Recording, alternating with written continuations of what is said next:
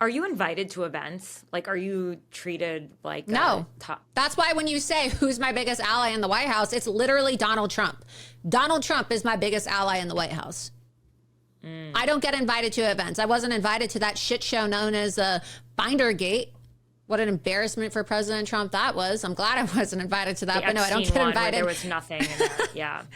I mean, it's just a joke, you know, it's a joke. And maybe some people don't want me around because I'll actually call this out, right? I'm not going to be a sycophant and sit there and pretend like every little thing that is done, you know, is great. Like, oh, wow, you know, let's put an island that doesn't have any human beings on it, that only has penguins inhabiting it, on the list for countries that are going to be subjected to 10% tariffs. Like, there's a lot of incompetence in the White House. There's a lot of people in positions that they shouldn't be in, and they embarrass the president on a daily basis.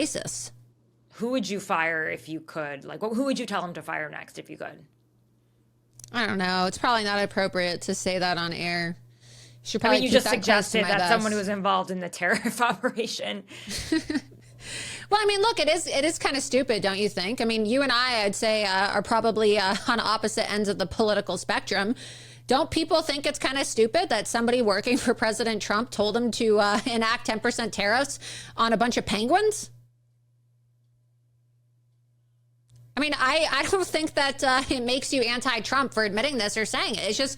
It's just basic things like this that people try to brush under the rug and act like, oh, you know, it's no big deal. We're all just one big happy family at the White House.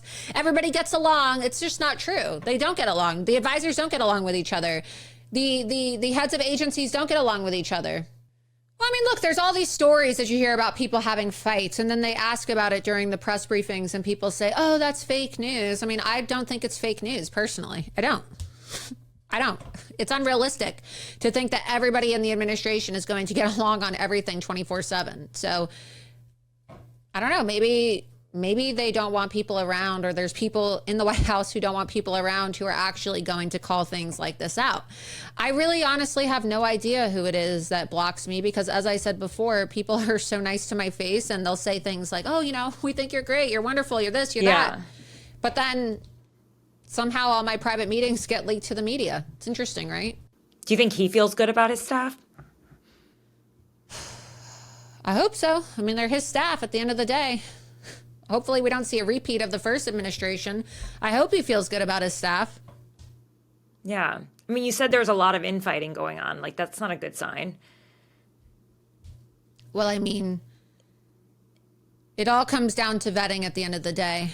I think that a lot of people were embarrassed by Signalgate. A lot of people were... Do you think that people should have been fired from Signalgate? I mean, look, if anybody was going to be fired, it was going to be Michael Waltz, right? But he didn't fire Michael Waltz. So Michael Waltz is the one who now is taking responsibility for the chat. So if Michael Waltz wasn't fired, like, why? There's conversations about whether or not Pete Hegseth should be fired. Why should Pete Hegseth be fired if Pete Hegseth wasn't the one who created the chat?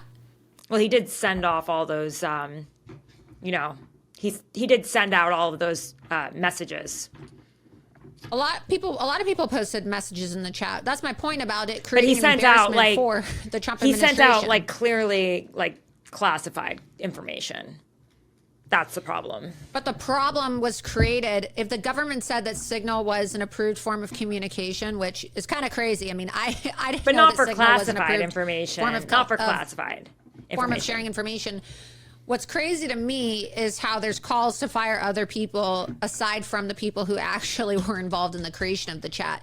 I'm not calling for Michael Waltz to be fired either. I just think that it's kind of ridiculous to assume that there isn't infighting in the Trump administration when clearly a lot of people were very pissed off who work for President Trump as it relates to the scandal that erupted and the time that it took away from the president's accomplishments and his other agenda items, wasting time talking about Signalgate. Wasting time talking about the vetting screw-ups and, you know, these vetting failures by the geniuses who work for him. Yeah. So I can't imagine that President Trump or a lot of his staff would be happy about these actions taking place. But the White House wants to create this narrative for the public that, you know, what is it they say? Boys will be boys, right? Boys will be boys. Yeah, they want Boys to will make be it seem boys, like it's everything fine. is going fine, always. I don't really think it's appropriate for advisors of the president to be, calling each other retards on social media. If you support the president of the United States and you are working together in the White House, why not just have a professional meeting, right? Why do you think there's so many untrustworthy people around him? I think there's a vetting crisis that's been made clear. President Trump is a very forgiving person. He's a very gracious person. He tends to forgive a lot of people, even people who have said horrible things about him or done horrible things to him.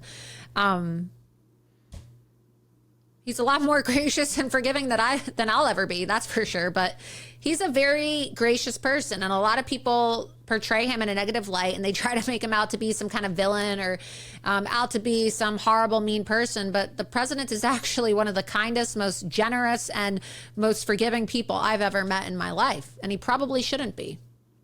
Do you feel like you need to protect him? It's not my job to protect the president of the United States. That's what Secret Service is for.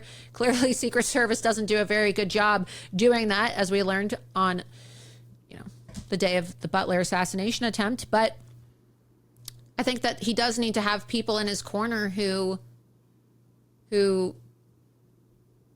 protect him with information. I'm not going to sit here and say, President Trump is never going to have any success, or President Trump is going to have his life in danger unless Laura Loomer is around the president 24/7.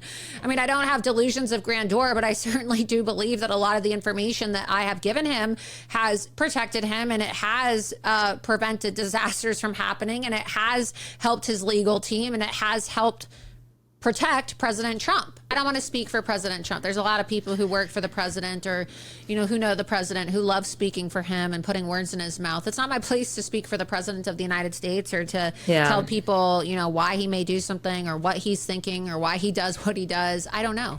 But I believe that the information that I provide is valuable. And I believe that it has proven itself to be an asset to President Trump and his apparatus. I don't know why some of the people that work for him don't want that information around him, but I'm not going to let that stop me. I'm going to keep on uncovering information and finding ways to get it to President Trump, and informing President Trump about individuals within his inner circle or within his administration that are working against his agenda. Don't you find it to be a little bizarre? You have to admit. I know that as a reporter, you have to be neutral, as they say, but don't you think it's a little weird?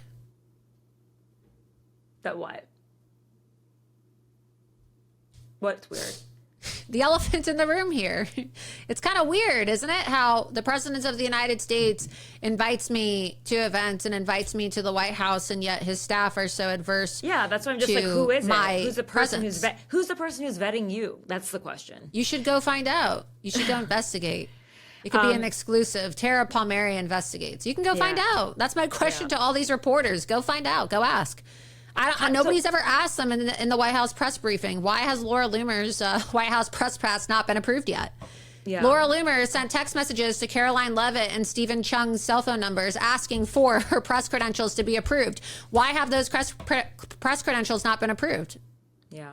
Somebody should go ask. Somebody should ask the question.